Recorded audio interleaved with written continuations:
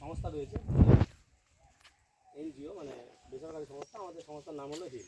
আমরা বিগত 4-5 বছর ধরেই এই বিলে আসি। আমরা এই বিলে কী জীববৈচিত্র্য আছে, মানে কী কী প্রাণী থাকে, কী কী পাখি আছে, কী কী বন্য কচ্ছপ, সাপ, এইরকম নিয়ে আমাদের কিন্তু একটা লিস্ট বানানো আছে আমরা, এবং তার সংখ্যা দিন দিন বাড়ছে না কমছে এগুলো কিন্তু আমরা দেখছি।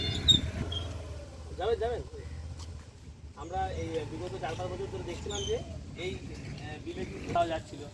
হ্যাঁ, সেটা তো ডিএম সাহেবের, আমাদের গ্রামবাসীদের সহযোগিতায় ডিএম সাহেবের নির্দেশে ওটা বন্ধ হয়ে গেছে। তো ওখানে অনেকে বড়শিতে মাছ ধরছিল, কিন্তু বড়শিতে আবার ওই মাছগুলো খেতে গিয়ে অনেক পাখি মারা যাচ্ছিলো। সেটা নিয়েও আমরা একবার মিটিং করেছিলাম।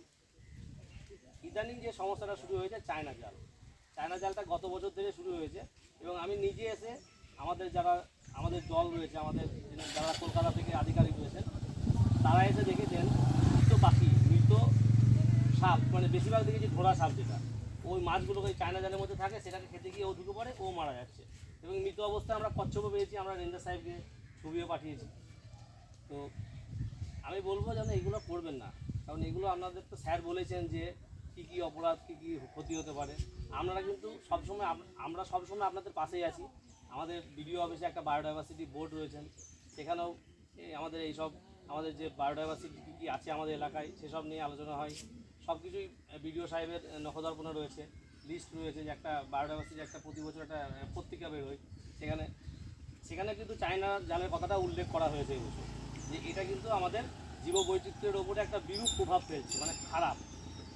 চায়না জালের মধ্যে যেটাই ঢুকছে সেটা কিন্তু বেরোতে পারছে না, অন্য কোনো বিকল্প হবে নাহলে কিন্তু বাংলাদেশে কিন্তু এটা ব্যান হয়ে গেছে। আপনারা কি শুনেছেন কি জানি না, বাংলাদেশে কিন্তু চায়না জাল ব্যবহার করলে তাকে অ্যারেস্ট করা হয়, যার কাছে চায়না জাল পাওয়া যায়।